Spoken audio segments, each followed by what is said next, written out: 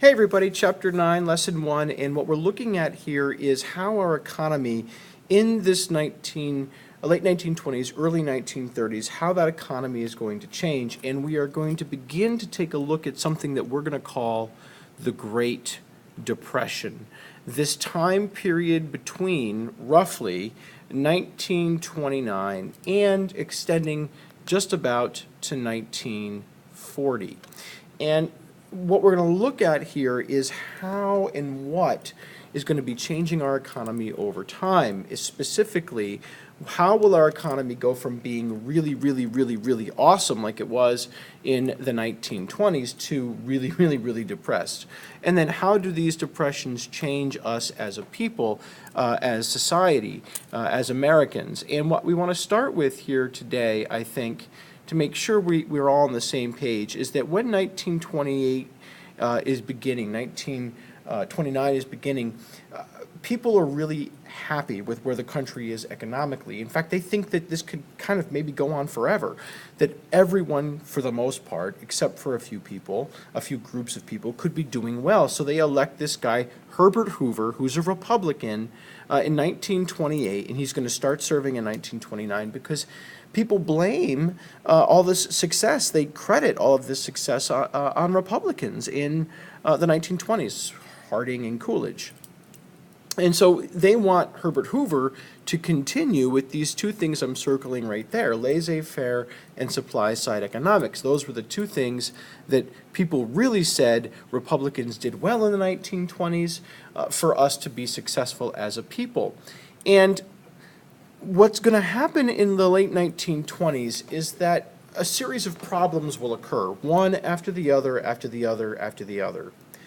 By themselves, each individual one isn't all that terrible, but together, they're going to be catastrophic, and they're going to create this Great Depression. So let's see if we can make sense of these individual things.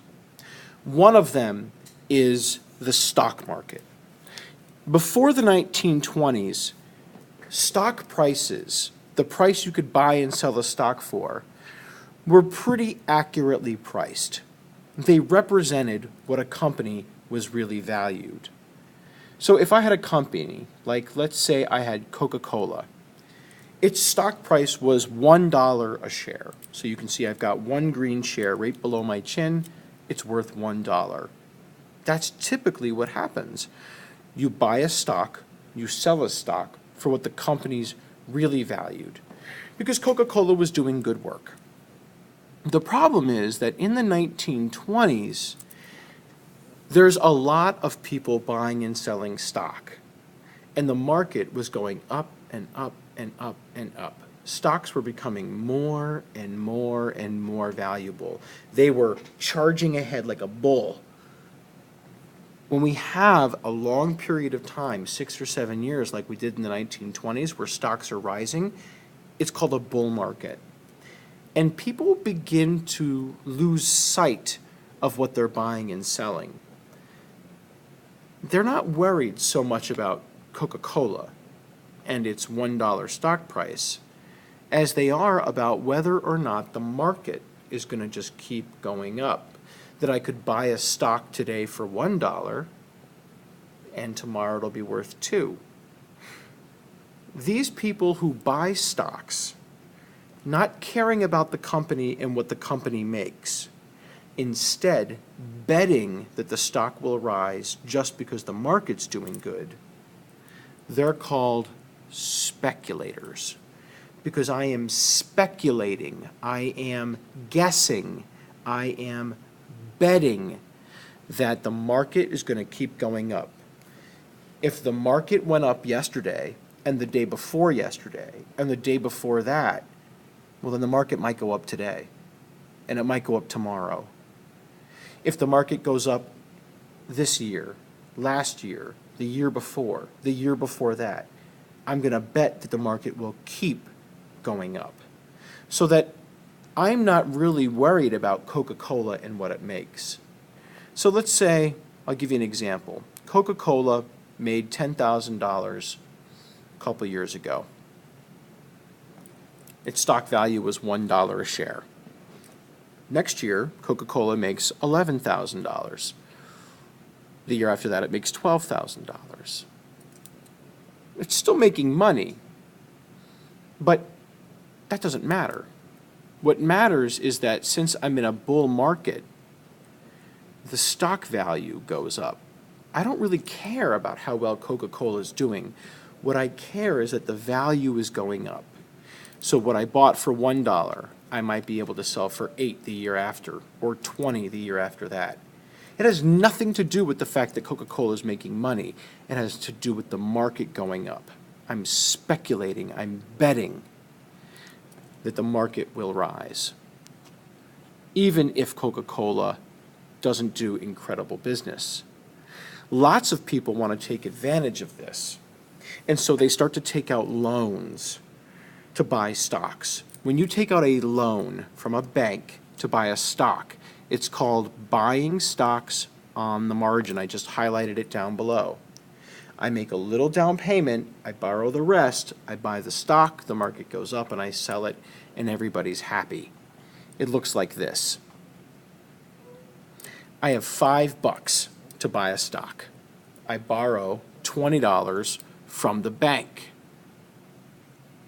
I buy that stock for $25.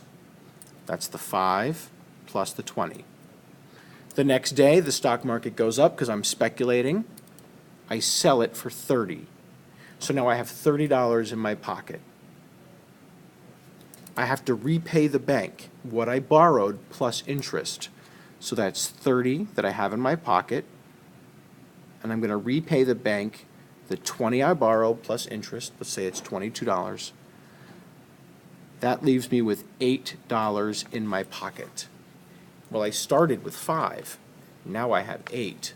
So I made $3. That's my profit. And that's buying on the margin. And this is all well and good unless the stock market crashes. You see, what happens is investors begin to realize that the stock market was too high. Coca-Cola wasn't really worth $20. It was worth far less than that. So people start to sell their stocks, afraid that they're going to lose profit. And the supply of stocks on the market increases, and you know what happens. When the supply increases, the price will fall, and the stock market crashes. Now, it's not the sole cause of the Great Depression, but it's definitely one of the causes. Because when the stock market crashes, people lose all the money they invested. That's money that they can't spend on goods. That's money that they can't spend on things that we make. It's going to hurt our economy. It's going to hurt our economy because, and you can see it bolded right down here, our government did not insure bank deposits. So when a bank goes bad, customers will lose their savings. This is a really, really bad thing. I mean, think about it. People have borrowed all this money from banks in order to borrow and buy stocks. Well, when people aren't able to sell those stocks for profit, they can't pay back the bank. Well, where did the bank get all that money that they loaned in the first place? They got it from you and me and the money we gave the bank. So we go to the bank and we say, "Hey, bank, I'd like my money back." And the bank says, "But I don't have your money.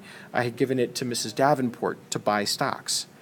And the stock market crashed. And so when she sold her stock, she didn't have enough money to repay my loan. And I say to the bank, "Okay, so you can't get the money from Mrs. Davenport, but where's my money?" And the bank says, "Well, I don't have it, remember, because I gave it to Mrs. Davenport." So I say, "Well, where can I get my money?" And the bank says, "I'm sorry, you can't. It's gone." And what you end up there is that banks begin to close because they don't have money to give to its people. These banks go bankrupt. 1 in 4 banks close between 1929 and 1932. And it's the average people like you and me that lose all of our savings. So we've got a couple different causes so far. We've got the stock market collapse. We've got the banks collapsing. That's 2 things. And now we're going to add another one. which is that so few Americans had all the money. An example of what I'm talking about here is that in 1929, right before the stock market crashed, the top 5% of America, that's just the top 5, they earned 30% of all the wealth. So let's show you what that means. Here we have 100 different people. Let's just pretend we have 100 different people right here, this big block. And here, underneath them, we have $100. 100 people in red, $100 in green.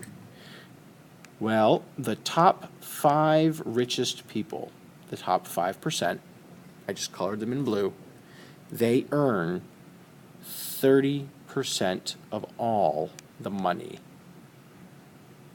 which I just colored in blue. That means that all the rest of us, everyone else in pink, has to fight over just those little scraps of green. Well, the problem is, all those little scraps of green, they just got lost by all those banks that collapsed. That's a real problem. So what we have then is that we're not able to buy this money, we're not able to buy these goods because so much money is with just so few people. So we end up doing things like buying on credit. We're not able to keep buying. We have to stop buying. That's a problem. Remember, in supply side economics, people have to buy. But when so few people have so much money, the average person, doesn't have the money to buy stuff. That's a problem. On top of that, if people aren't buying things because they don't have the money, then we're going to see companies beginning to overproduce. Well, wait a minute. So now we have people unable to buy things, and we have banks collapsing, and we have stock market crashing. Now you're telling me that the companies are making too much? That's right, which means that people aren't going to want what they make. This is going to be a disaster. Let me give you an example. Cars. Let's say that Ford Motor Company is making too many cars. People aren't going to want them. Demand will fall. That means sales will decline. Well, if people aren't buying as many cars anymore, maybe because they don't have access to the money, maybe because the banks collapsed, maybe because the stock market collapsed, that means that there's going to be less demand for Ford to buy textiles or oil or steel or rubber or anything else. Well, what happens to the people that make all those textiles for car seats and the oil for gas and the steel and the rubber? What happens to those people who make that? That means that those companies are going to slow down too. Well, they don't need those workers. They don't need to make textiles, oil, and steel anymore. So they're going to cut your wage and they're going to lay you off. Well, if I'm laid off from the company that makes steel or they cut my wage, then I can't afford to buy a new car ever. Which means that Ford will continue to sell fewer cars, which means even less of these things are needed, which means these companies will slow down even more, which means they're going to lower my wages even more and lay off even more people, which means there'll be even fewer automobile sales. You see, here's the trick. In a supply-side economics economy, people must spend. But they can't because too few people had all the money. 5% of the people had 30% of the wealth. They can't because banks lost their money when they collapsed because they loaned it out. People can't spend because the stock market crashed and people lost what they invested. So we are really in trouble now. We're really in trouble because there's no way for us to spend money. It's a real problem. One other big issue that we'll see is that the federal government wanted to get people spending again. So they kept, in the 1920s, interest rates low. That means they're encouraging people to go to the bank to take out a loan because they won't pay as much interest back to the bank if the interest rate is low. It's like it's cheap to buy a loan, cheap to take out a loan. I like to think of it like when Walmart or a car dealership says, come buy a car from us, and you can have a 0% loan, 0% interest for 1 year, and then the interest will go up. They're encouraging me to come to the car dealership, buy the car, because the interest rate is low. The danger there is when people do that too much and take too much credit out. They buy too many loans, so that when the crash happens, people can't pay it back. It's really bad. So what we end up seeing here is that we're really going to have an America that is unable to spend its money, especially when we do things like pass tariffs to protect people who still have jobs. And we know a tariff war just ends up leading to a decline in exports and people not even needing work. All right, so there you go. In 15 minutes, I've managed to give you a whole bunch of different reasons why the Great Depression happened, and we'll take a look at these in class.